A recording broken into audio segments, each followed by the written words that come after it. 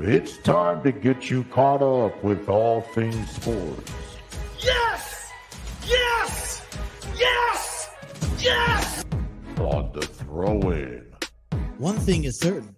None of this is possible without you, the listeners. From baseball, football, wrestling, and more, covering local Cincinnati sports stories, news, and highlights. Why is he always calling me? With your host, Justin Trento. When it's all said and done, we're going to look back and remember this is what started it all.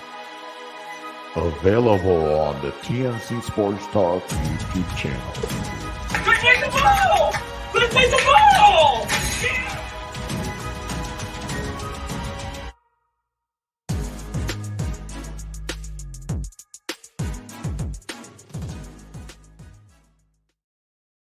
Alrighty, what is going on, everyone? A very, very happy Monday evening. And I kind of have a new setup here thanks to a wife, friend's fiance or boyfriend, whatever you want to consider it. They actually brought over a computer monitor that I've actually been in search for a computer monitor over the last couple months, something that I could add on to another screen. As a matter of fact, I think I've been looking forward to another computer. So I have two screens. I could operate off of one, and then I can produce the show off of one, and then operate, the CBS Sports, X, Facebook, anything I got to search up on the other one. But my wife's friend had a computer monitor that they were getting rid of, and nothing was wrong with it. So they, I was like, hey, if it's available, you're getting rid of it, bring it my direction because I can sure use one. So they brought it over last week, got it hooked up, actually over the weekend. So I got it hooked up, and now I can I have it's a big screen, man, it's massive. And you could tell, but I got my screen going, so it's up here, and then I got my laptop down here. Went out over the weekend to Walmart to grab the HDMI to USB-C port cable to connect it with my laptop. Everything works splendid. It's working all well, and so it's just going to be a new adjustment. I'm able to share have two different screens going on at once. So as I just kind of get used to the configurations, I guess just bear with me here. But tonight is Monday, March 11th of 2024. And, I hope everyone had themselves a good weekend. You had daylight savings, which was kind of a big deal. We spring forward, so people lose an hour of sleep. If you guys had any events or anything like that going on early Sunday morning, it would have been kind of, you kind of dread it, right? I had myself I like to say I had myself a pretty decent weekend. Excuse me. Got a chance to watch college baseball, particularly in the Cincinnati Bearcats. They were on the road to Kansas State over the weekend to kick off the Big 12 conference play. And the Big 12 is much bigger. And so that they are, so they took a 1-2. We'll talk about that here in a little later on in our program. But they kicked off conference play over the weekend and got a chance to watch the first game of conference play between Kansas State and Cincinnati.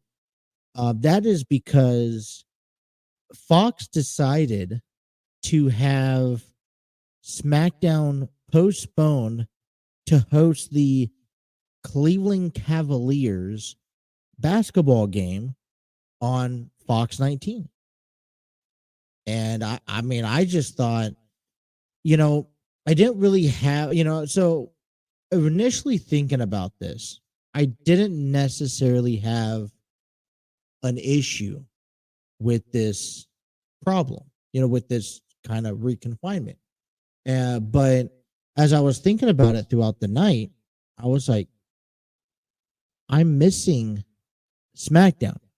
I'm missing the Bloodline. I'm missing The Rock. I'm missing Cody Rhodes and Seth Rollins responding to The Rock, to the Bloodline in the challenge that was set forth by The Rock the previous week. And so, I got a chance to watch college baseball, which was fun for me. It was just me and the little man. And but one thing that I've learned is that unless I'm doing something, is I'm an old fart. I'm going to be 29 this year, and I feel like I'm in my 40s, 50s because I almost can't stay up past a certain time. And one of the reasons I struggle with this podcast is trying to find the right times. Nighttime is still the perfect time to do these podcasts, but I'm so exhausted because I get up between 6 and 6:30. I get my kids, ready for school. They go get on the bus or I take them to school and I'm up the rest of the day. I may be able to squeeze in a cat nap. Okay. For example, today, got the girls, got my daughters up, got them dressed for school. They took the bus. I had to do some things in the morning. I had a doctor's appointment this morning, came back, took the wife up to the Kenwood Mall for a couple hours, came back, girls got home from school. I was able to squeeze in maybe about a 30-minute cat nap on the couch, with the help of my daughters, and got up, cooked dinner, then the whole bathing and getting them ready for bed, getting, the little man also ready for bed, is quite a challenge. And now it's 8:00 and, 8, 9 o'clock. And if I'm going to do a show, I need to make sure that everyone is content, contained, asleep. One of the issues is at times that my son, he's in the room, he's sleeping. I have a baby monitor that I can see, but, because I do lives, if, last week, I think it was a week or two ago, I did a live. He woke up at 10:30 and I couldn't, just want to pause and stop what I'm doing to go attend to him. And then, the wife comes home from work and, when stuff hits the fan, I tell you, it's not a pleasant sight. So, I'm not complaining. I'm venting. There's a difference. There's times where I do struggle, but I think that's everyone's nature. And that's why I think the inconsistency of this program has been so upfront worthy. And I don't like it because then here's the other alternative. Doing 6 to 8 in the mornings is kind of difficult. Like waking up at 4:30, 5 o'clock, make sure you have everything you need to know for the show, and then come on while at the same time in between the breaks, you're getting the girls up, they're ready for school, making sure that everything happens. And you hope that the little one stays content enough throughout the morning, while the wife comes home, because, wife, she's working late nights. She's getting off at 10, 11 o'clock at night. She's getting off, or she's getting off in the afternoon. So, like I said, I'm not complaining. I'm venting. There is a difference. But at the same time, like I mentioned, it is a challenge. And I hope that, I don't want to miss any action. There's a lot going on right now in baseball. There's a lot going on right now in football as we just opened up the off season. There's a lot going on in WWE as we're on the road to WrestleMania. So I just hope that, we could get something coordinated, get synced, get ready to go. I feel much better for myself. The monitor is actually over there on the table. So during our first break, I'll have to check it to make sure the little one's still sleeping.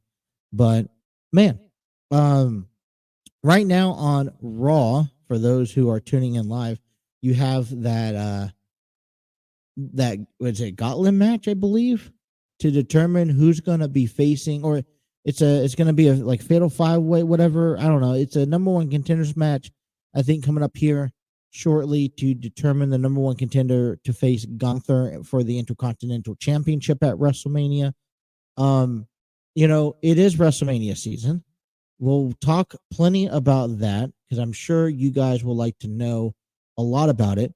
A couple of things have happened, and I want to, so if you guys were paying attention to the program last year, I had a good friend of Terry Chappell, a good friend of mine, former colleague of mine at work, for a couple of years. We stayed in content when I've left. He is doing, he went to school for film production, and, he's a story writer. He's a story writer, theater play, he produces theater plays, short films, and, he created a organization called Enlightened Studios that is just now, thanks to the pandemic, which set him back a little bit, is starting to kind of build and grow. They have a YouTube channel. They have a web page, enlightenedstudios.com.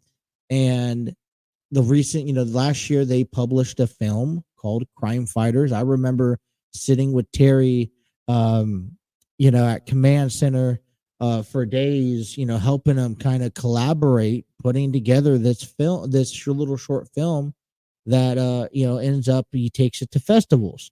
Well, last year I conducted on this channel a several amount of interviews among cast members, a part of a theater production called Love's Not Enough, written and directed by Terry Chappell II, that is based off of a true story with some humorous jokes in between, but it really tells in depth of personal lives and personal challenges that couples overcame in their relationship. And this was a whole big thing, and I went up to Fairfield last year while they were putting on the production at a theater, and I went live stream, got interviews, and talked about all the fun stuff. So it was a really fun time. Terry came back to me and said, "Hey, listen, I know I would like you to take a chance, challenge yourself and edit the each section. I want the blackout curtains to be cut away, kind of everything smooth. I have a couple different films, so which one works better, and put together a film." And so towards the back end of the year, that's what I did before surgery. I put together the film, and I gave it to him, and he entered it into the International Christian Film Festival. Then on Friday, we learned that it was selected to be in the nominations for Tuesday's announcements. And so on Tuesday, which is tomorrow, 7 p.m. Eastern Standard Time, it was, I think, awarded. Let me read the message directly from him. So this was a message Friday afternoon. Let me see. All right. So this was afterwards. We are just 1 hour. Okay. So this was, just be on the lookout,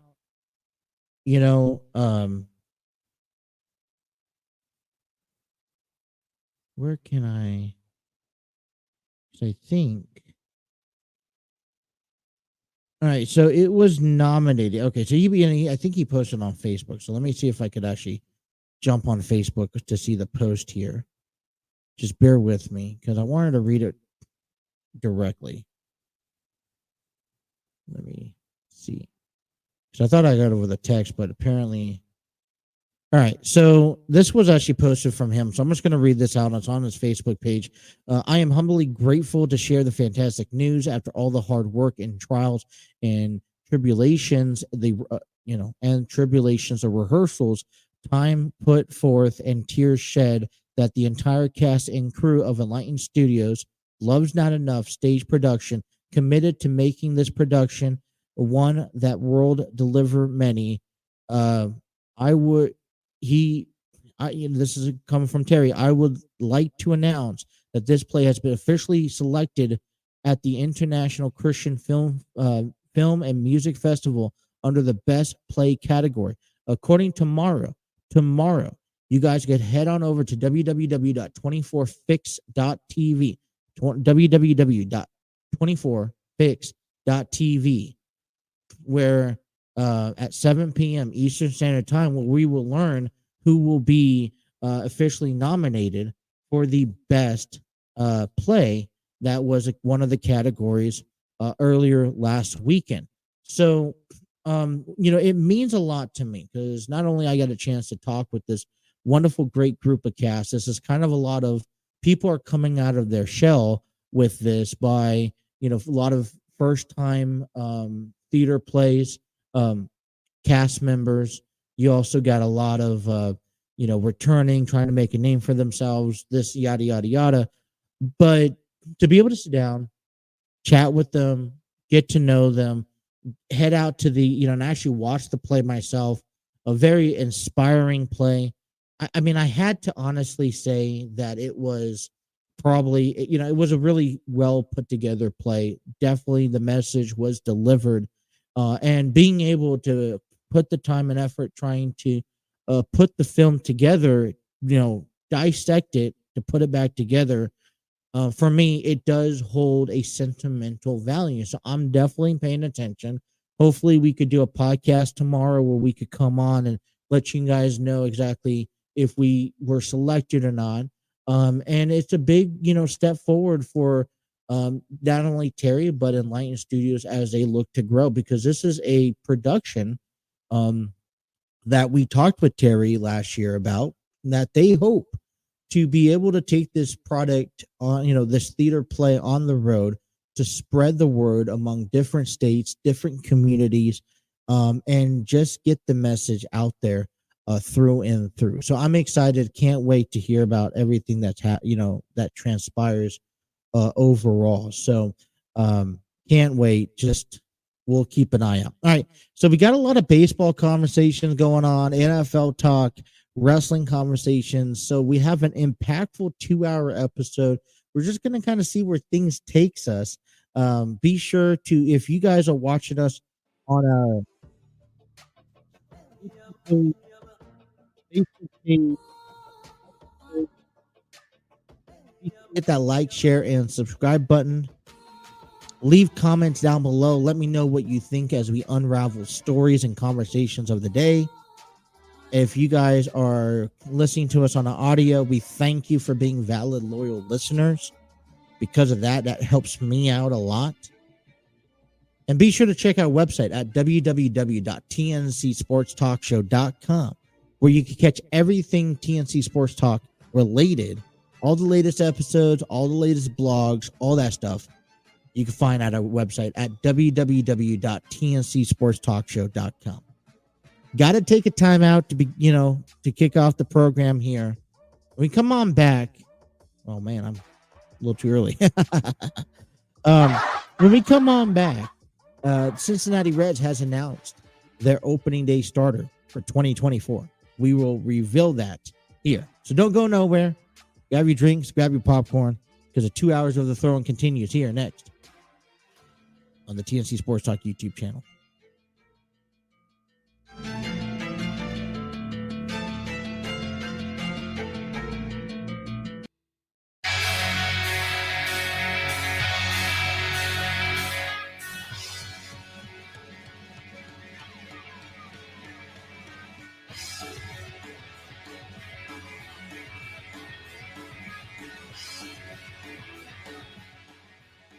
Alrighty, welcome back here to the program. As we get underway here in hour number one, I want to give a big shout out to StreamYard Studios, the proud home of StreamYard, the proud home of the TNC Sports Talk YouTube channel, where you can create podcasts, videos, host virtual business meetings, and even conduct interviews. Check out their free options today by heading on over to StreamYard.com. We actually got some breaking news coming your way here. And I was just reading this throughout the break, and I thought it was like, all right, you know what? How breaking news is this? Let me just kind of look into it. Well, this was literally reported seven minutes ago by several reporters. This is actually an article I'm just reading right now on the. Let me see where I'm at here. Let's get to Bleacher Report.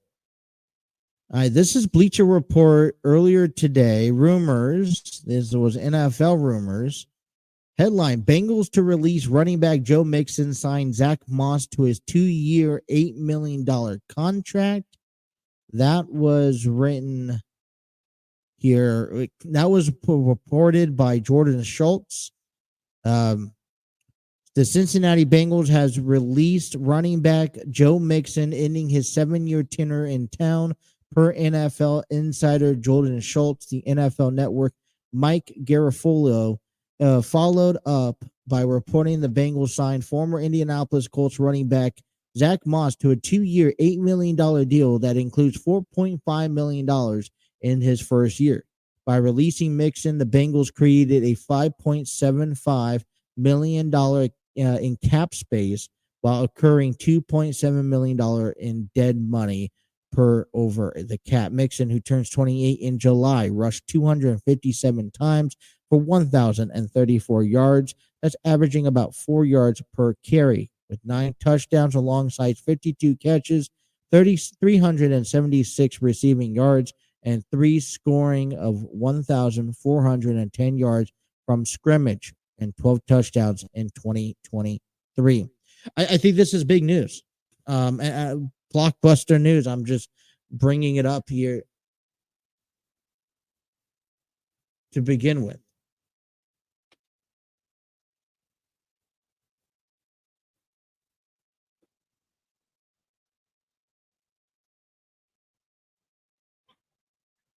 And as soon as I come back from my break, Elias wakes up. Great. This is pretty big news.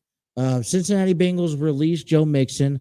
Some people are going to like it. Some people are not. I can't really tell you, what he's done on the field. I think he really bounced back last year compared to years prior. And, I know that there was allegations and stuff that transpired during the the last couple off seasons. But I don't know. I don't know too much of Zach Moss to really give you an insight of what do we expect off of him being your running back. And there's a lot of other, I think, puzzles that we have to look at. We just franchise tagged T. Higgins, and honestly, we really just do not quite know much about where the money is going to be flowing this year for Cincinnati. So if you open up, I think there's baggage along Joe Mixon, regardless off the field. So off the field, there's baggage that I think as a, organization you don't want. But what he does on the field, I think it's more. What I like about Joe Mixon is that he's consistent on the field. No, he's not putting up outlasting numbers. And maybe, hey, age difference that can help put in, the one of the reasons. But, I look at this as a business move that Cincinnati needs to open up some cap space.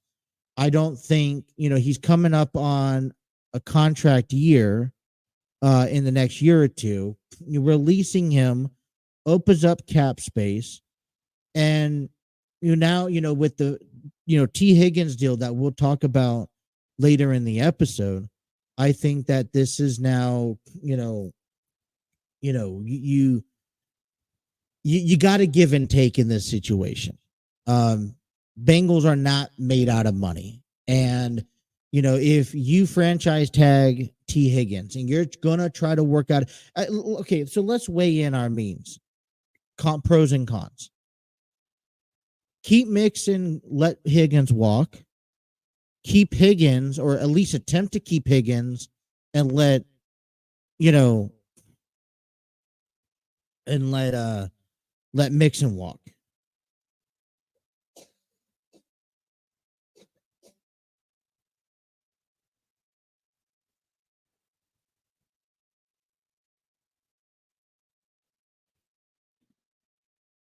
And so that right there, I think when you weigh in your pros and cons, I think it's a big deal. So for me, I'm saying let Mixon go. You can always find another running back a lot cheaper, and they're putting up the same amount. Plus, in today's game, the running game just isn't ideal. Let's cut to a break. When we come on back, we'll kind of recollect ourselves as we get into conversations that's lingering the world of sports. So we'll be right back. You guys are listening to The Throne on the TNC Sports Talk YouTube channel.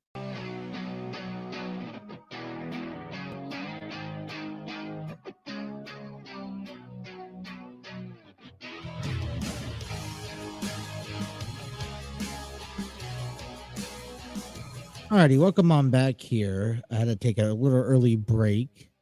As I mentioned, my son woke up. There's normally that window period, and maybe he is able to get back to sleep on, as ease or whatnot. Didn't quite happen that way, but it's all good. Thanks to the wife, she got home and was able to get to him. Like I said, hey, that breaking news, and we'll talk more about that here in this program. But the Cincinnati Bengals have released running back Joe Mixon and signed former Indianapolis Colts running back Zach Moss to a 2-year deal worth $8 million. And, I'm going to let that one resonate for a minute before we get back into those conversations. So let's get back into what we initially were going to talk about today before we saw the breaking news. We are officially 17 days away from Major League Baseball's opening day. Now, we've talked about, the Padres and the Dodgers, which would actually be in just a little over a week. They're headed out to Korea, where they will have a 2-game series, alternating home and away, to inaugurate the 2024 season. But the rest of Major League Baseball will officially have their opening day March 28th, 2024, in 17 days. And the Cincinnati Reds, manager David Bell, came out and said, we have announced our starting pitcher for the year for opening day. And they have announced that Frankie Montas, the right-handed pitcher, former New York Yankee pitcher, will get the opening day nod. Now, that is all pending off of if, health-wise prevails. But this is yet again another starting pitcher. And every year it's been a new starting pitcher since 2015. So nearly a decade. As a matter of fact, I know this was a conversation over the weekend as we were awaiting to see what the announcement was going to be, because a lot of speculation had Hunter Green as the starting opening day pitcher for the Redlegs. And I'm scratching my head and wondering, because I haven't heard any reports on, is Hunter Green hurt? Is he not feeling well? Is he behind on schedule? From sources that I've followed, I have not heard any stories about Hunter Green. So I was wondering, why is Hunter Green not starting? And, I was looking at this list because it was announced, and this was when Cincinnati that posted this. 2020 this year is going to be Frankie Montas. I think I say that's pending. Hunter Green was last year. Tyler Mahle was the year before. Luis Castillo was in 21. Sonny Gray was in 2019, was Castillo again. Homer Bailey in 18. Scott Fieldman in 17. Raciel Iglesias at 16. And Johnny Cueto was from 2012 to 2015. Now, in my opinion, I think I would have went with Hunter Green. You know, I go out and I'll buy the new major MLB The Show 24 this year, and I will play franchise mode with the Cincinnati Reds. And right now, I have Hunter Green lined up as your starter. You paid Hunter Green as an ace last season. You gave him that contract extension, and it looked to me that you're building the pitching staff, the pitching rotation around Hunter Green. And Hunter Green's filling in as being your ace. And in consideration of what a definition of an ace pitcher is, in my opinion, I consider an ace pitcher as someone who is going to be the forefront of your rotation. He's going to get the ball every 5 days, and he's going to start your major league regular season as much as he can. I mean, unless he's out with an injury, unless he's dealing with he's with the flu, or, he's, he has has some sort of sickness, he's going to get your ball and he's going to start. So that's why I think it puzzled me the most when this announcement came and it said Hunter Green is not going to start, but Frankie Montas is going to start. But I also say kudos to Frankie. I know that he wasn't having he didn't have a great year last season. And I think, and he's going, we hope that he's going to play contribute, a solid contribution to the Reds' success this year. And listen, I mean, you are being given a lot of trust to get the ball opening day against the Washington Nationals on March 28th at 1:40 in front of probably a sold-out crowd. And you're going to get the opportunity to pitch. And I think for Frankie, this should inspire him, build a lot of confidence, and hopefully get him back on the right track, especially on the track that we're going to need him every 5 days. There's that conversation of how they're going to utilize it. And one of the key things that I've taken away from spring training for the Cincinnati Reds this year is that you have that David Bell, Nick Krall, the Castellini, they're not rushing anybody to get back, or rushing for health wise, or rushing because it's not a sprint race, it's a marathon. And one thing that we noticed last year was that when we kind of ran out of steam, we ran out of gas. And that if you had a pinpoint of where we went wrong last year and why we didn't make the postseason, people were, fatigued, people were tired, people just couldn't perform at the end of the year because they put all their heart and effort up front. So now we're looking at this season and it's like, all right, let's pace yourself. Let's take a step back. Let's pace, yourselves and everything that's happening. Let's, if you're not, if Matt McLean's dealing with the oblique injury, let him deal with it. Let him get healthy and then bring him back. Because there's no point on forcing him to be an opening day starter if he's not 100%. Because then you risk him, injuring whatever he had injured, his oblique, even further, putting him on the IL. and then he won't be available come August, September when we need him the most. So I think, the Cincinnati Reds motive this season is pacing themselves. And that's the only reason why I think, or I see Frankie Montas get the opening day nod. We talked about, they talk about this with Nick Lodolo, who, by the way, had a solid outing yesterday. Reds picked up a couple weekend victories Saturday. They beat the Arizona Diamondbacks 7-5. Arizona was in a split squad. And yesterday, the Reds beat the Guardians 5-3. Nick Lodolo had his first spring training outing. He started the game with 2 innings, not giving up a hit, not giving up a run, no walks, 1 strikeout. Matt McClain also had his Cactus League debut.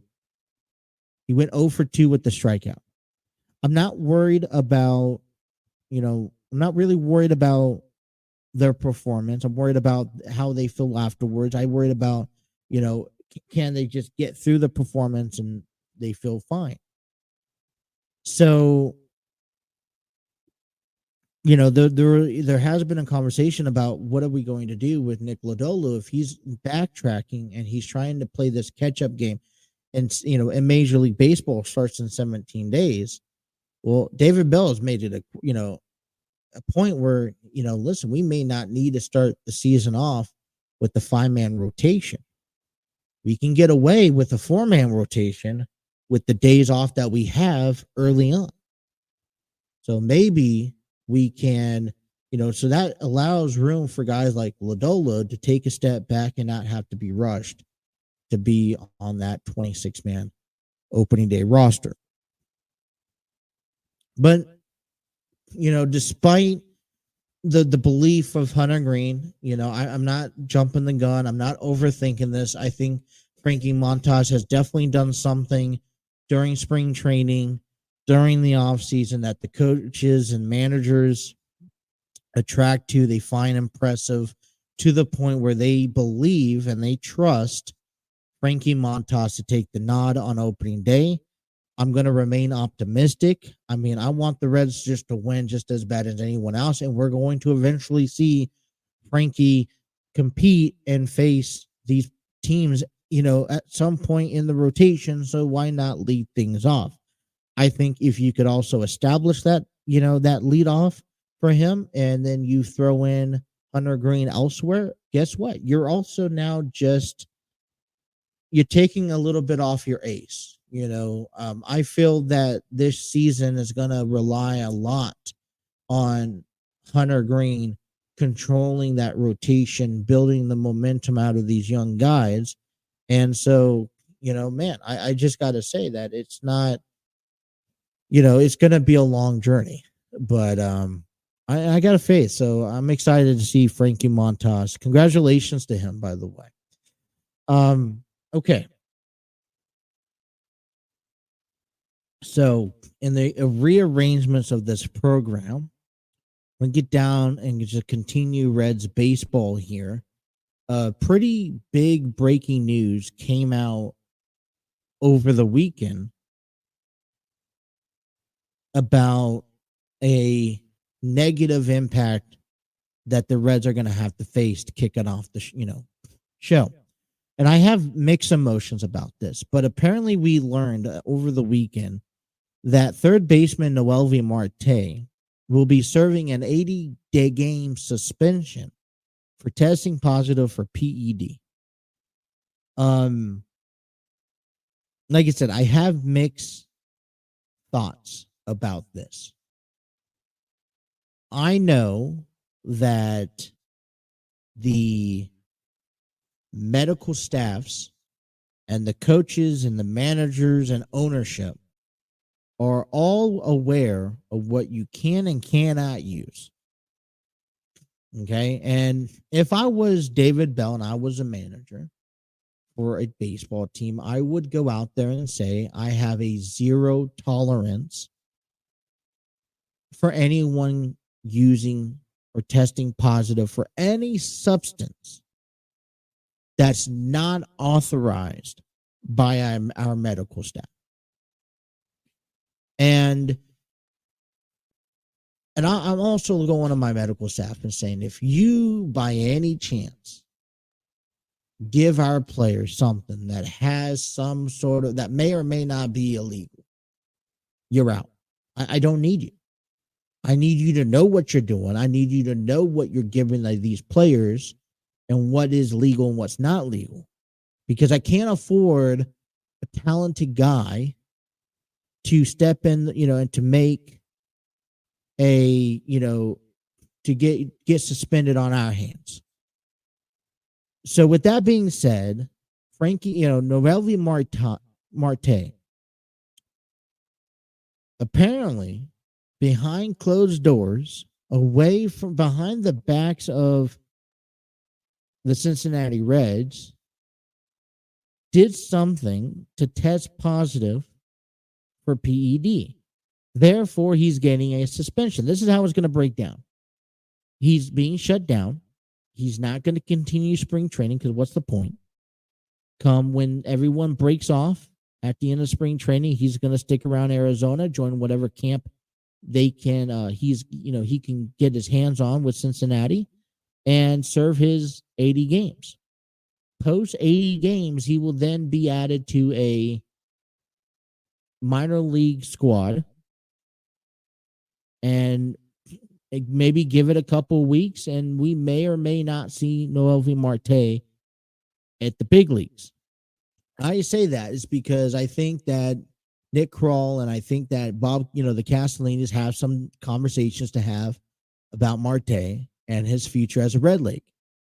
And I don't condone it. And if the Reds are in a position where we may not even need them, and hopefully we don't, then who says that he doesn't need to just stick down in the minor leagues for the year? Or I would even go on a limb and say, depending where we're at, and I know this is probably a big risk, and a lot of people won't agree with me on this, but I'd say we can do this with or without Noelvi. And if he chooses to make these decisions to impact his playing ability to affect our game and our overall goal, then we don't need him. I don't think that Noelvi Marte is such a big deal. He doesn't make or break games, in my opinion. So if you lose him, it's not the end of the world, you guys. And I was thinking a lot about this over the weekend, and I was listening to a couple of different takes on this, and I was just like, what are the guys in the locker room thinking about when you hear that one of your players, one of your young prospects, is going to be out for at least half of the season, if not 2/3 of the season?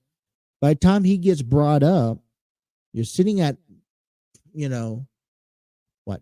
August, the end of July, August, the latest. And I mean, it must be very disappointing. And I don't think that Noelvi Marte is such a big name that he will, that him being gone for 80 days or 80 games will impact, or will affect. But if we look at the end of this year and we don't make the postseason, if we don't even come close to a postseason, and we're having to take 10 steps backwards, do you turn and look at Marte and saying, you not being in the clubhouse, batting 4 or 5 days out of the week, playing third base, could have impacted the outcomes of some of our games? Could be. I take that conversation more so over, people are going to ask, well, come at the end of the season, if we don't make the playoffs, do you go back and look about what, who you started on opening day this year? And I say you don't. But this does create room for opportunities within our ball club. Third base is now pretty wide open. You have Candelario, who is now probably going to be favored to play third base quite often. With McLean's oblique injury, you got India's plantar's fasciitis, whatever. So, I mean, right now I'm looking at Christian, CES at first. I got McLean, if he's healthy, at second. I got Ellie De La Cruz at short, which they're not going to touch. And then Candelario at third, with India coming off the bench and now a room for someone else to come up. And I would honestly be favored into even throwing out a guy like Josh Harrison, who is not signed with the organization, but he's a utility guy around the infield. Now, I'm the one in favored to seeing Jonathan India play second base on a daily basis. But if he's coming off the bench, and we'll have more in-depth conversations with Jonathan India throughout the week, maybe even next week, because if we have to accept that Jonathan India is coming off the bench, I'm only seeing him play infield. And I know it's like, well, he's a right-handed at bat. He could play out a little bit of outfield, and I understand that. But I think you'll get the best work out of him if he's playing first, second, or third. I don't think you get the best work out of him in the outfield. And to be honest, I don't think we're going to ever really get a true, honest answer from any of the coaches of how well is he doing. And the only way we're going to find out how well he is out in the outfield is him playing games out there in the outfield. But for some reason, I struggle to see India in the outfield. But this opens up opportunity, and I'll go back to throwing it out there. I think he needs to play every day. He's an at bat that needs to play every day. I think once he gets a hold of how to handle his injury, that he's just going to have to deal with, then he's a liable at bat that whether it's a DH position, whether it's second, first, third, I don't care. I think mainly in the infield for the most part. But are these questions good problems to have? Can we see Christian? He plays a little bit of third. Could we see the transition of him going over to third base throughout the course of this season? I know Candelario is a third baseman, but at the same time, he hasn't really been used a lot with other ball clubs at third base. So, how much are there going to be some swaps throughout the course of the year? I think there's a lot of questions. There's a lot of possibilities. Now there's room for someone else to come up. And I just think it's a disappointing time. And I'm disappointed in Marte. And this ball club should be disappointed in him because this puts a halt on his career. Now, hey, if he wants to go, ruin his career by doing these things, and I hope he learns his lesson, then be my guest. But if I'm the Cincinnati Reds, I'm not holding my breath or waiting around for him to get his head up, out of his ass. He needs to figure it out, and he needs to figure it out now. How everyone has concluded, we have coming back with big wrestling question is, how did Cody Rhodes and Seth Rollins respond to the Bloodlines challenge for WrestleMania 40 Night 1? offseason in the NFL has gotten underway, and then we'll also reflect back on the season that the Bearcats and the Musketeers had in college basketball. That's still to come. Don't go nowhere. The throwing continues here on the TNC Sports Talk YouTube channel.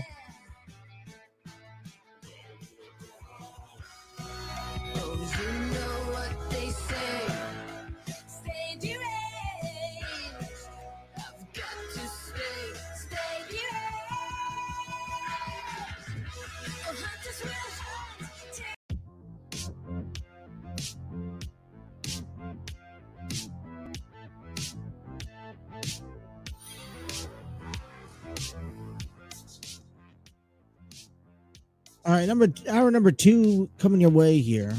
Welcome on back to the throw-in. I want to give a big shout out to Spreaker. Spreaker is not just an audio listening platform, you guys. You can upload your own podcast. That's what we do. Distribute it across a lot of major big platforms such as iHeartRadio, Spotify, Apple Podcasts, Google Podcasts, you name it. And be able to monetize and view analytics. They got a free version as well. I'd recommend you guys heading out to Spreaker from iHeartRadio by heading on over to Spreaker.com for more information.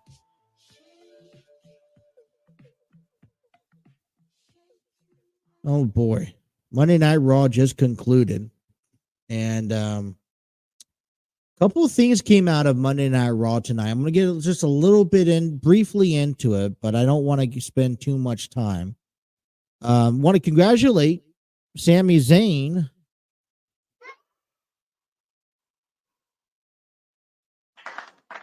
for winning the number one contenders match. And as he ticketed his opportunity as he's going to WrestleMania 40 to face Gunther for the Intercontinental Championship. And,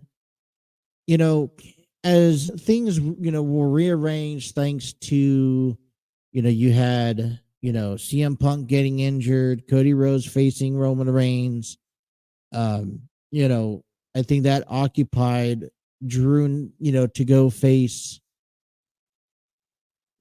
Seth Rollins. Left Sami Zayn out there in the open. But how can you not have a WrestleMania without Sami Zayn? He actually just came off of a WrestleMania that he main evented in night 1. And, he had a really big contribution and storyline to make a WrestleMania 39 special. So, I don't know. I don't think that he... I'm gonna do a little prediction. I don't think he'll beat Gunther, but he's a guy that I think gets brought to the table when in the conversation of what is he going to do at WrestleMania. Adam Pearce and Nick Aldis came together tonight on Raw and also announced breaking news about how the Undisputed Tag Team Championships will be defended. They said the Judgment Day will defend their undisputed WWE Tag Team Championships against 5 other teams in what they call in a 6-pack tag team ladder match at WrestleMania 40. Now, the first thing that comes to my mind is that now you're just trying to get as many superstars or talent involved into WrestleMania as possible. I'm not really a big fan of this because there's only one opponent that I think deserves to face, and it makes sense involving the storyline but deserves to face the Judgment Day for those tag team titles. And that is R-Truth and The Miz. And, I'm going to say this. They went out on a limb to bring back the World Heavyweight, to redesign the World Heavyweight Championship. Seth Rollins has it.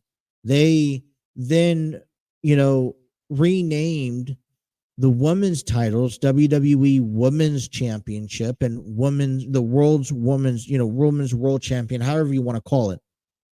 Along with you have the U.S. title and the IC title, Well, isn't it for me? For me, I feel like it's about time that you rename and reconstruct the tag team titles. I've seen a lot of great tag team,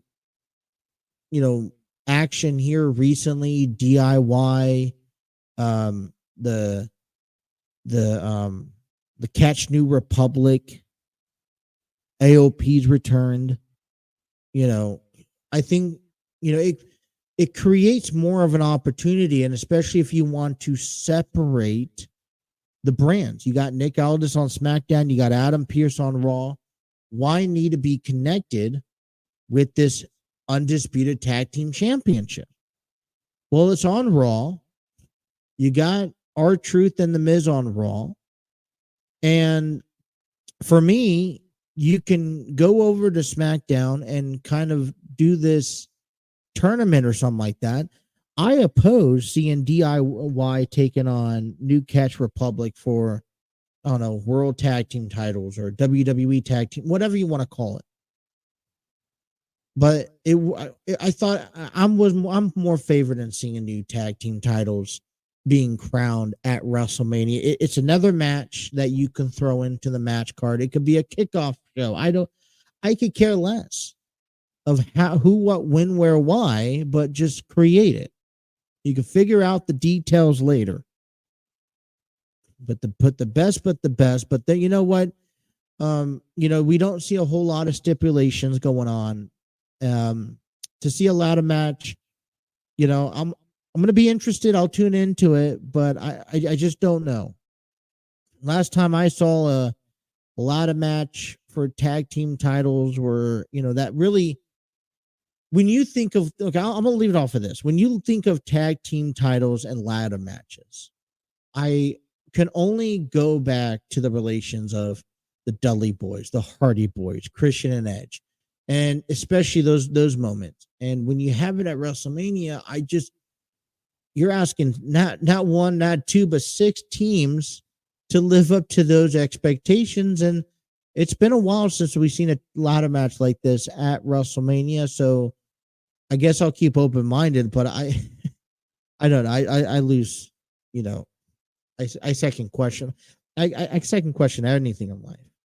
But the biggest story in professional wrestling that's right now just been developing, it's growing, and it's actually paying off. That's one of the fears I think we were having, was the payoff of all this was you had The Rock that proposed to Cody Rhodes and Seth Rollins, hey, put your money where your mouth is and take on me and Roman at WrestleMania Night 1.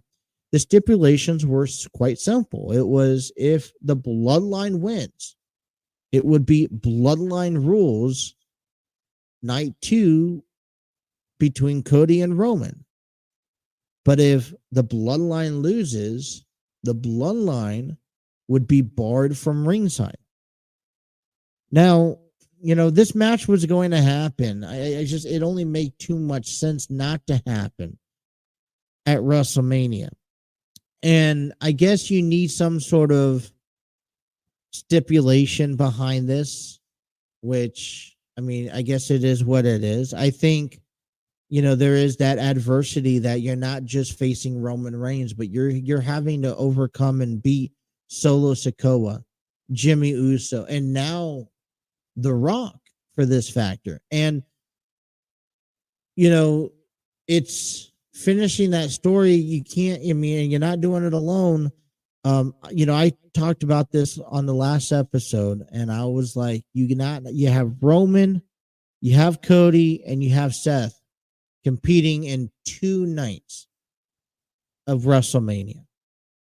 And Michael Cole tonight on Raw even asked Cody this. You're taking that risk.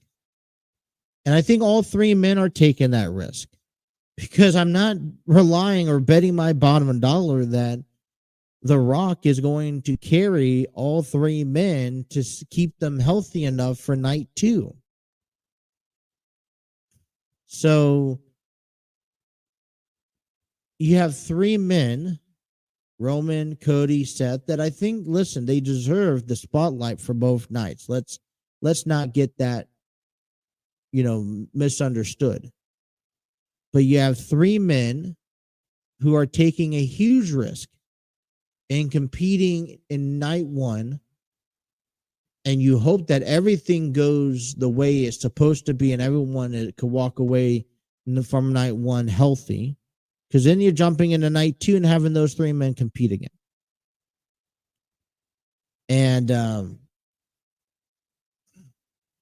you definitely take a look at Seth Rollins, who already had a knee injury, and I could guarantee you that he's not 100% going into WrestleMania. I just don't see that logical. I don't care how many cortisone shots you could take, how much icing and elevating that knee you could do, but he's not going to walk into WrestleMania. Neither match is 100%. But on Friday Night SmackDown, Cody Rhodes and Seth Rollins accepted the Bloodlines challenge at WrestleMania 40. So there will be a tag team match at WrestleMania 40.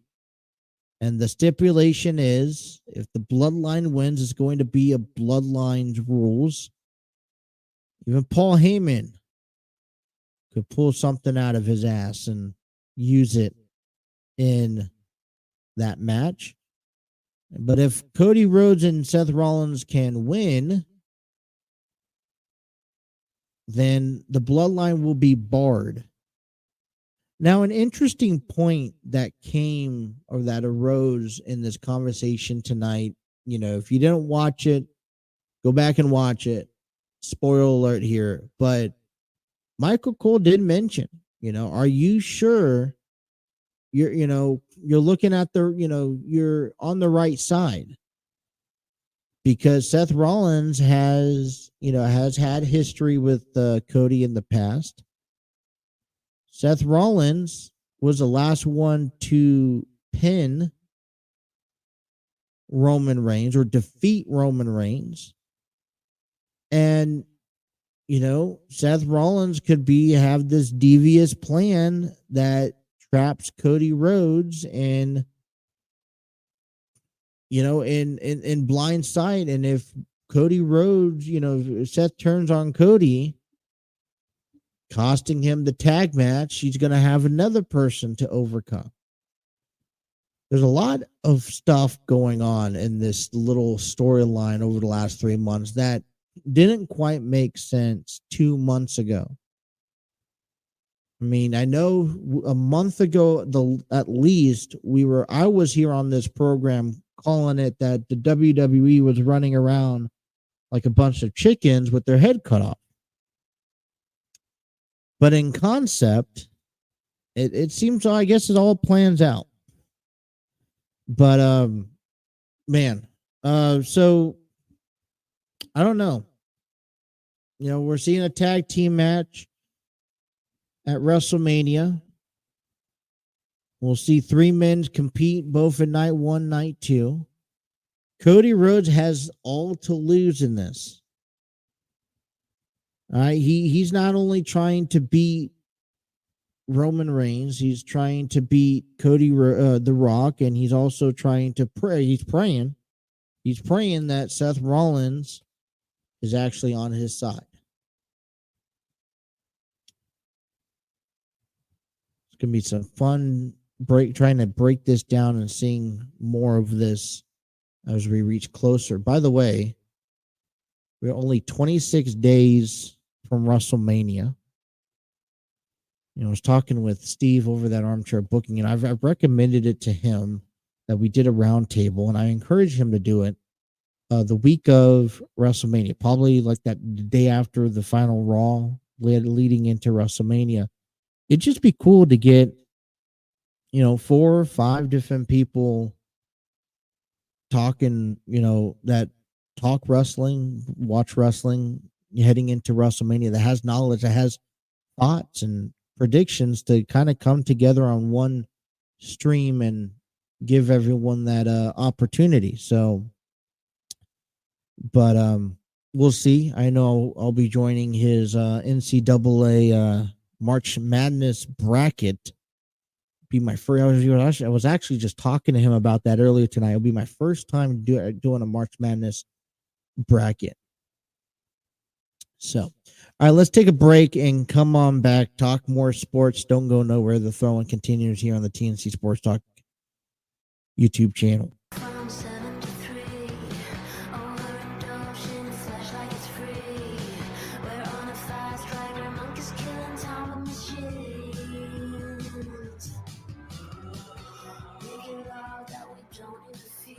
Alrighty.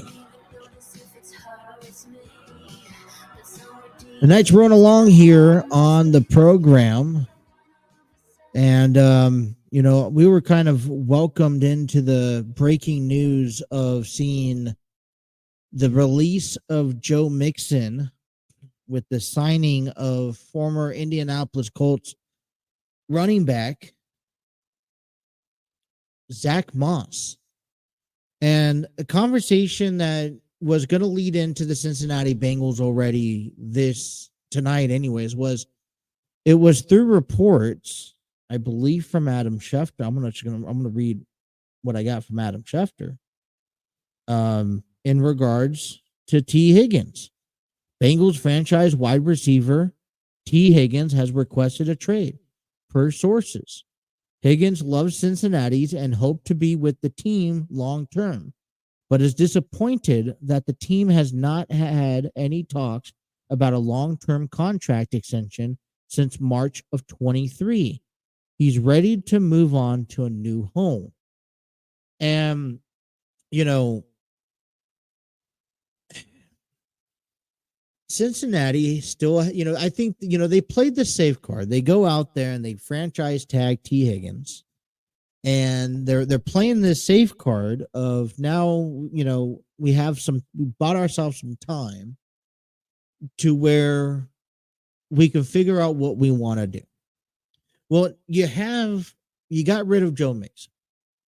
And, you know, I think, you know, although people may not agree with that deal, you know, I was thinking about this throughout the last this past hour since it broke.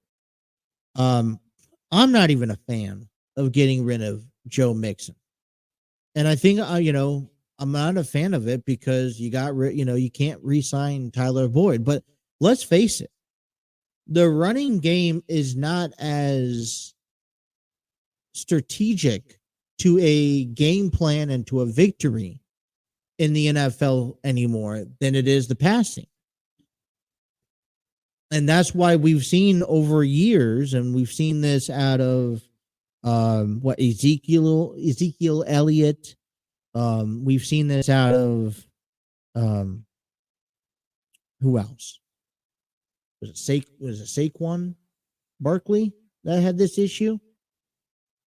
You know, one of the issues that's going to be running into Derrick Henry at some point here in time is that, you know, these talented running backs are not going to get paid anymore because a lot of teams don't, resource to the running game as often. And why do you have to go pay top dollar to a running back where you could go get anyone is ready to step in and probably could do the same amount of work that a running back can? And right now, the Bengals situation, I think you need to analyze this a little bit more clearly. You need to have running backs that can block. We talk so heavily on the offensive line and how the offensive line needs to do this and do that and be better. And I agree with you. I'm not taking that away, but the running back needs to block. You know, how often are your running backs, majority of the time, you know, usually are kind of those guys that have to block for, quick 2 seconds, 3 seconds before they run off to a quick route. So, I mean, you know, like I said, I'm not saying nothing against Joe Mixon. I think he definitely showed himself last year what he was capable of doing. If I just think he's way too much for what's to offer. I mean, you signed Zach Moss to a 2-year, $8 million deal, so you're paying him what, 4.5 million a year compared to comparing to Mixon's 5.25, I believe, 5.75. So, you're saving some money in cap space there. And so what do? Do you go back and now look into, renegotiating a contract? Is T. Higgins even considerably interested in in renegotiating a contract? If I'm T. Higgins and I'm like, you haven't talked to me about a contract extension and you haven't showed interest in wanting me to stay with your organization, you can talk about how, I want you to stay with us and for the rest of your tenure or whatever. But until you start throwing numbers out on the table, then you really can't extend that conversation. You haven't really showed any more interest. You franchise tagged him because you don't want him to just jump into the open market. You franchise tag him so that if between now and July, if you can't work out a deal, he's a asset on the trade market. Because I could guarantee you he could go to Atlanta, he can go to Washington, he can go out to Tennessee, and we threw this out there last week.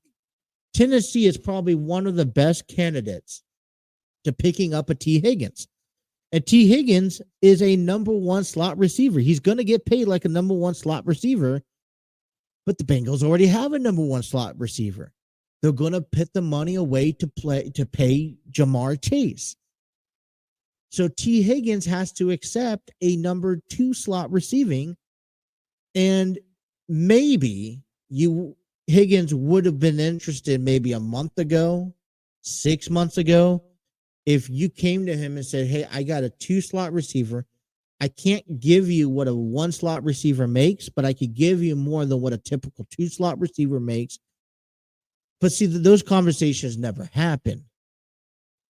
So now, you're T. Higgins.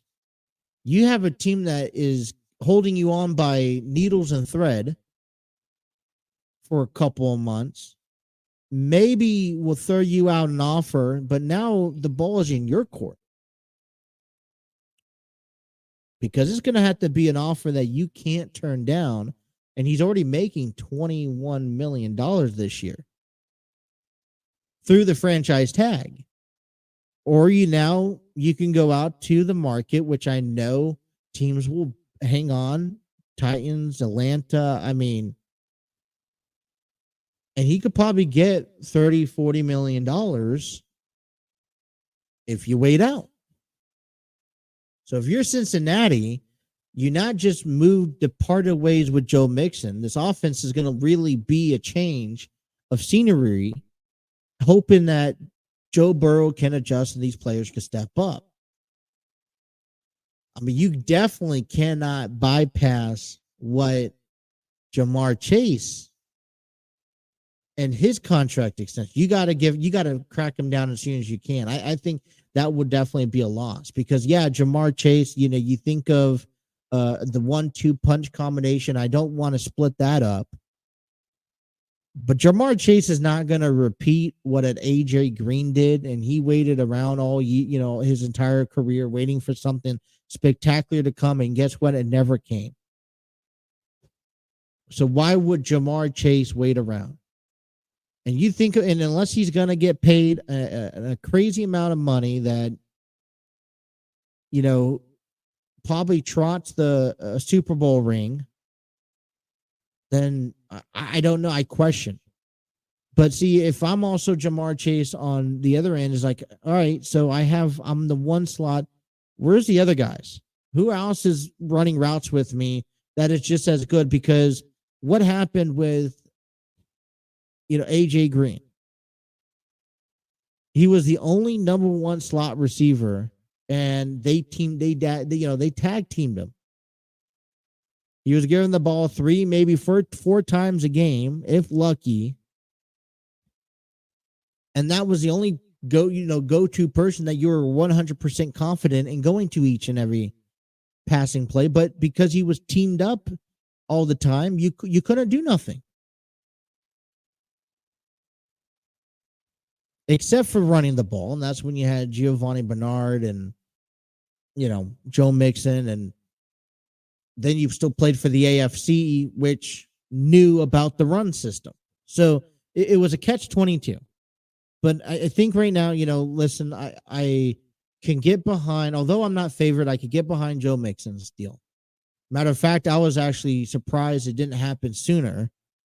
And, but T. Higgins is going to be the conversation moving forward because you put T. Higgins, I feel like you're stuck putting T. Higgins up on the trade market.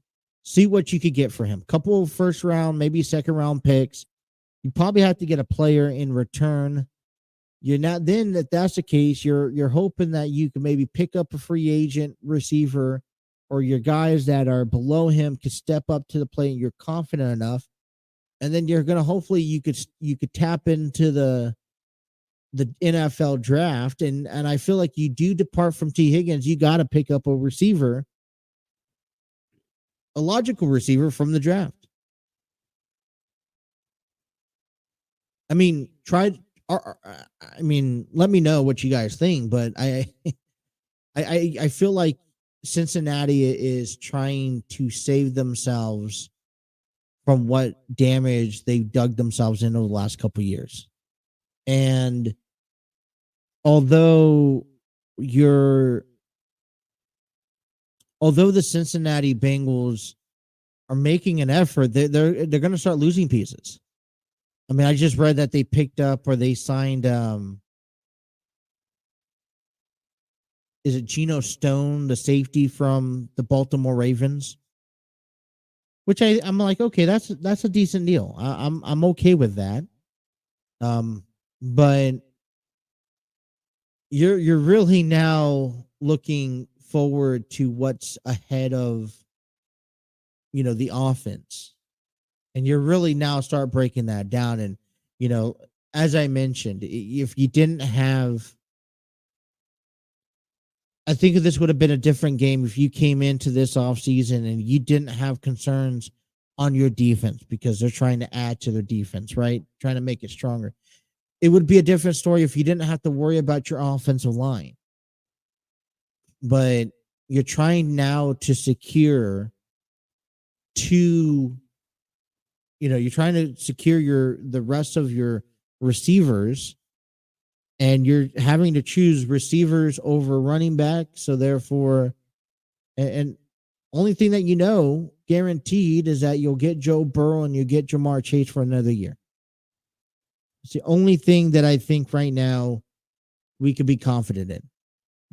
But if I'm Joe Burrow, I'm like, man, please give me someone good. Higgins, please stay. I mean, give me someone good I could throw it to other than Jamar Chase. I mean, if you're Jamar Chase, you want another good receiver on the other side of the field for you. Personal opinion.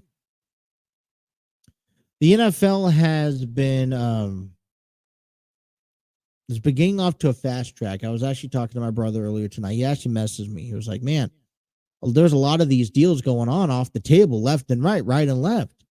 You look and, they're getting down to work. Yeah. And I was telling him, it makes sense. You got to get to work. And if you're in the NFL, you got to get to work now. It's the off season. And the reason why you get to work now is because the NFL draft is coming up. I mean, a lot of teams right now are trying to either re-sign players or trade players or sign free agents so that they know what type of team they have and they know what missing pieces they are looking for heading into this year's draft. And, that's where Cincinnati, I think, needs to figure things out right away. Listen, and I think they tackled on a lot of things. It is a big bold move to go ahead and depart from Joe Mixon. Like I said, you can replace him. I think he's not a LaDainian Tomlinson. Okay, he's just not. He's not a Jerry Rice. So I'm not worried. You know, at the end of the day, yes, he's beloved in Cincinnati, and I wish him the best of luck. I wish, you know, I hope he goes to, you know, he's 28 years old. I think he still has, you know, the speed underneath him. I think, you know, if he could go to the proper team, you know, giving him a chance, I think, you know, a team will pay for him. Probably not at the money he's expected, but, you know, he'll probably get $3-4 million out of a contract deal, hopefully, if not more. You know, if he deserves to be paid, he deserves to be paid. But we're moving forward. And so we picked up Zach Moss. I think this is going to be an off year for the running game. You know, maybe I'm stand corrected, but now we got to figure out Higgins. We got to figure out what T. Higgins is going to do and how he's going, you know, how are we going to handle him? If it's not too late to offer him a contract, let's offer him a contract and get the deal done so that we, you know, and I think it would be a win if we can offer him a contract and he could sign and stay with the Bengals for another 3-4 years with alongside Jamar Chase, and maybe even see and say, hey, Chase, can you wait one more year and we'll get you a contract next year? I don't know how logical that could be, but for me, it's a bold prediction. It's a bold, you know, compromise. And, you know, and wish for the best. But we need to figure out sooner than later, before the end of the month, if we have Higgins or we don't, so that when we head into the draft, we know what we're looking for and what we need to get. And right now, you know, where things are at, we're looking at, hey, we need another receiver, which is probably not what we're wanting off the top of our heads here.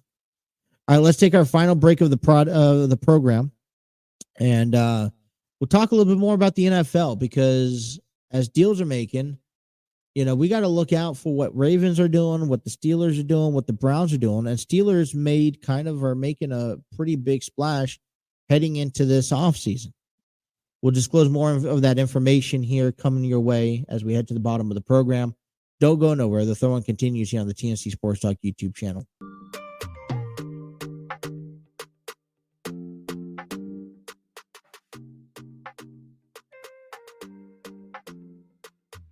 Alrighty, welcome on back here. I want to give a big shout out to Epidemic Sound. Discover your world-class artists, composers, and bands. Find the perfect soundtrack and give your social media accounts the music they deserve. Epidemic Sound is a royalty-free music link. For more information, check out epidemicsound.com. All right, so day one of the NFL free agent kind of going to go down and kind of just look at this list here that has been done. So we'll start off here with the Buffalo Bills. Mitchell Trubisky, former Pittsburgh Steelers, signed a 2-year, $5.25 million deal that's worth up to $8.45 and includes $2.7 million in guaranteed. That's a shocker. It's not a shocker to me, and I'll talk about that here in a moment on why. Trying to think of what else is coming up. Jacoby Brissett signs a 1-year, $8 million deal with the New England Patriots. That's because we saw Mac Jones get sent over to Jacksonville. I believe that's the team. Let's kind of just keep an eye out down there. So with Bill Belichick gone, you kind of are now reconstructing the Patriots. I think Jacoby Brissett fits. I don't know if he fits well, but I think it's a new look, a fresh look. And you know, he's had a couple of good years of as a backup. Greg Zuerlein, the kicker, re-signs to a 2-year, $8.4 million deal with the New York Jets. Head down Nelson Aguilar signs a 1-year deal extension with the team. Talked about Zach Moss. T. Higgins receive a non-exclusive franchise tag, which will pay him $21.8 million in 2024. The Bengals also re-signed Drew Sample as a tight end to a 3-year, $10.5 million extension. They also picked up, signed Geno Stone that we talked about, 2-year, $15 million deal. And Cody Ford re-signs on a 1-year deal. Kind of just scrolling down here. The big one, as we'll wrap our storyline back to this, but Russell Wilson signs, or he plans to sign with the Steelers in a new league when the new league begins. Kind of just scrolling down this list. Michael Pittman agrees to a 3-year, $70 million deal with the Colts. Jaguars, Mac Jones acquired from the Patriots in exchange for the 2024 6th-round pick. The trade does not become official until the new league year begins at 4 p.m. Eastern on March 13th, so just in 2 days. So just at the hindsight here, edge Josh Allen received a non-exclusive franchise tag, which will pay him $24 million this season. Let's see what else is going on here.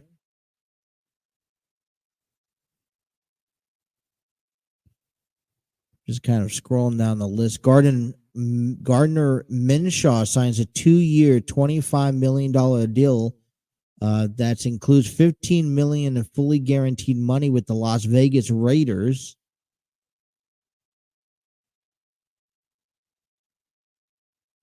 Chargers sign Gus Edwards, running back, for a 2-year deal for $6.5 million.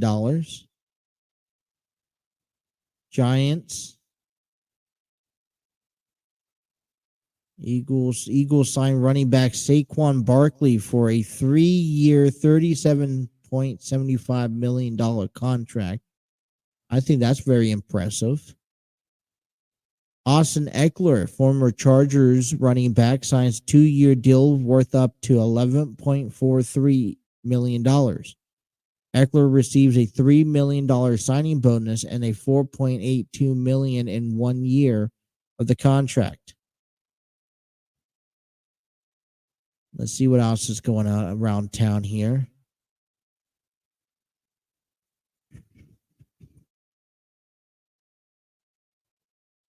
Any just names that's kind of just pops out. Kirk Cousins signs a 4-year, $180 million contract that includes $50 million signing bonus. Cousins will receive $100 million guaranteed, including $90 million in 2024 and 25, and another $10 million in 26. So he's taking it all up front. That was a big one as well. This was also kind of a little shock. I mean, I know Mike Evans wanted to re-sign with the Buccaneers, but he signed a 2-year, $52 million deal. And Baker Mayfield, which I was already throwing out there, he's on a 3-year, $100 million deal, which includes $30 million in fully guaranteed in year 1, and has a max value of $115 million. Mayfield also receives $10 million fully guaranteed in year 2, plus $10 million guaranteed for injury in 2025, which becomes fully vested next season. So Buccaneers are lined up, and they had a pretty good season. And then quarterback Brandon Allen re-signs as a free agent on a free agent deal with the 49ers. And that's kind of the update with that one. I think the biggest, we talk about looking into what the deal will become. Pittsburgh Steelers and Wilson will have to agree to a 1-year deal. And we're talking about this because, as we're gonna wait to see over the next couple of days or next week or so how the Bengals will play a lot of this out. Um, you know, I think take it for what it's worth. I mean, people don't necessarily think a lot highly of Russell Wilson. I think I was one of many who said when Russell went from Seattle to Denver, was like, yeah, you know what? Listen, if Seattle is going to have that much issue with him, having a new team where he could kind of make it his own and have a say in everything would be warranted.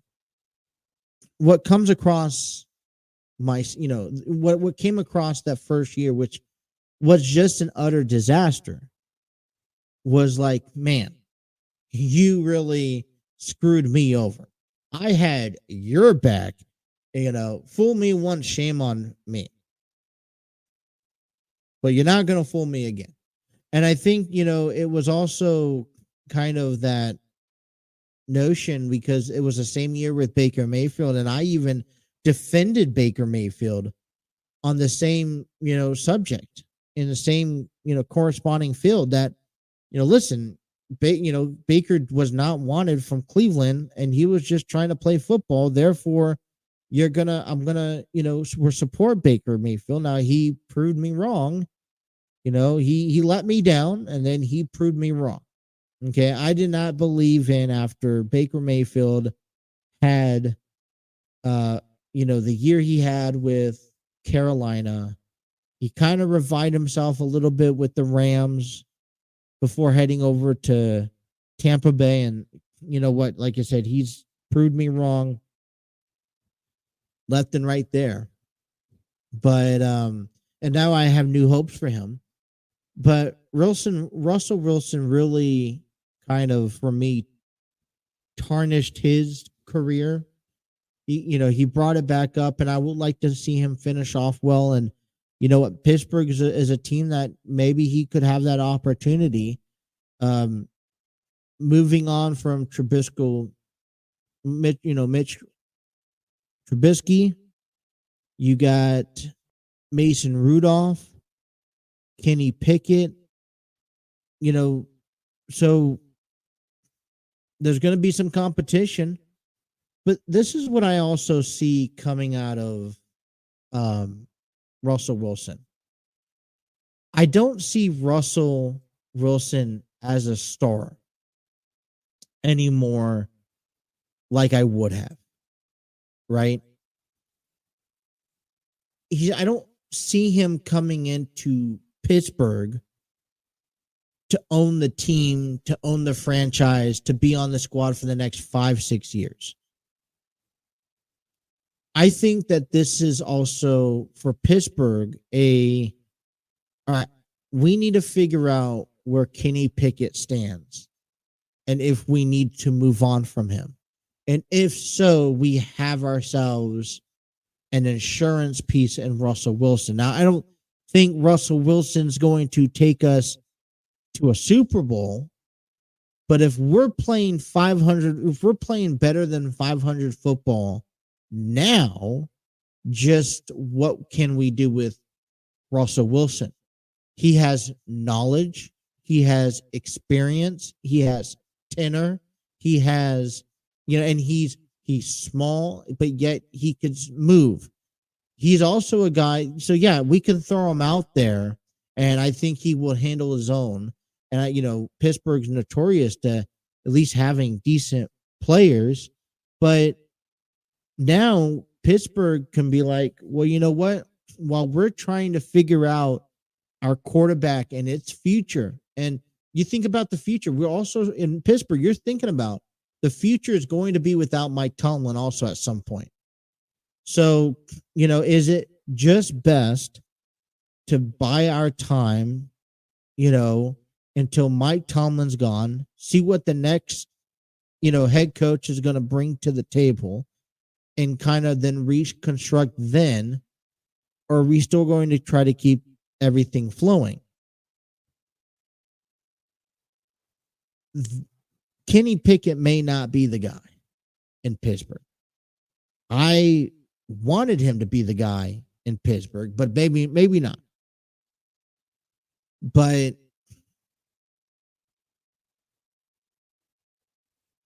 Russell Wilson comes in, I think gives Pittsburgh or Kenny Pickett another opportunity to be like, you know what? Let me look at you. Let me see let's see what we can change. Let's see if we could shape you up a little bit more. Maybe we're wrong before we officially move on. You know, and one thing that you notice compared to last time around is that, you know, Russell Wilson is humble. You know, I mean, I guess, you know, hey, flying coach instead of first class compared to, you know, what he did with Denver was a whole nother deal at the hindsight. All right. Before we end our program, let me wrap you up on some weekend sports here. A couple of things going on as we head into tomorrow, and that's why I think we need to address this. The Cincinnati Bearcats dropped the series to Kansas State in the Big 12 conference. They were on the road over the weekend. They got shut out on Friday. They came back to even the series 11-7 on Saturday. And in a tough battle and extra innings, they ended up losing 14-13 against Kansas State. They will be hosting a 2-game series tomorrow and Wednesday against Western Illinois. Tomorrow's first pitch is at 5 p.m. Wednesdays is at 1:10. I recommend going to a Bearcats game. They will host Kansas, I believe, this Friday night in Big 12 action. Xavier Musketeers, they're 8-8 on the season. They ended up dropping the series against LSU on the road. They got shut out Friday. They lost 8-2 on Saturday after then picking up a 2-1 victory on Sunday. They are on the road to Wright State in Dayton, Ohio. That first pitch is on tomorrow at 3 p.m. That's available on ESPN Plus. I believe Western Illinois and Bearcats is also available on ESPN Plus. I'm going to drop that down. Cincinnati Bearcats basketball. They finish off the regular season 18-13. Conference play not so well, 7-11. They did win their last game versus Virginia Tech with the final score of 92-56. That wraps up their home record 14-5. On the road, they finished 4-7, and neutral sites they're 0-1. The Bearcats posted the largest win margin on Senior Day back on Saturday. And Wes Miller's recorded his 100th game as a Bearcats head coach with that victory. They will go on in Big 12 play tomorrow at 3 p.m. Eastern Standard Time. Well, they are on the road to face West Virginia. That will be available on ESPN Plus, or you can listen to it on 700 WLW.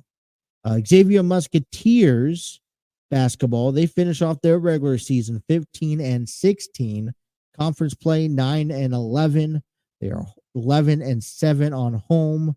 And they are 3-8 on the road and 1-1 neutral.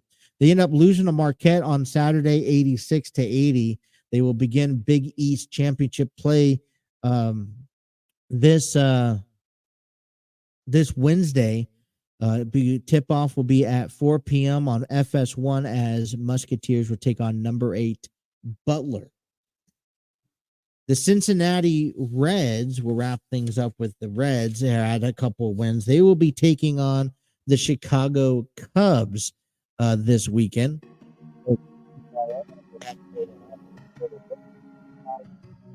White Sox are 4-13. They'll have Dylan Cease on the mound. As the Reds, they will end up play tomorrow 8-5 as Graham Ashcraft will get the nod for the Red Leagues. So that is your sports update for that. We still got a lot to talk about coming your way this week. I want to get more into how the shape of the Reds, opening day roster is going to look like without, minus Marte. What does that open up? I like Josh Harrison. Gonna keep you updated with the college basketball as championships form this weekend, as well as baseball, and then any more trades and whatnot. And we'll talk some wrestling as we get closer to WrestleMania. Well, that's all the time we have on our program today. Thank you guys for tuning in. Be sure to hit that like, share, and subscribe button. Until next time, you guys have a wonderful rest of your evening. Take care.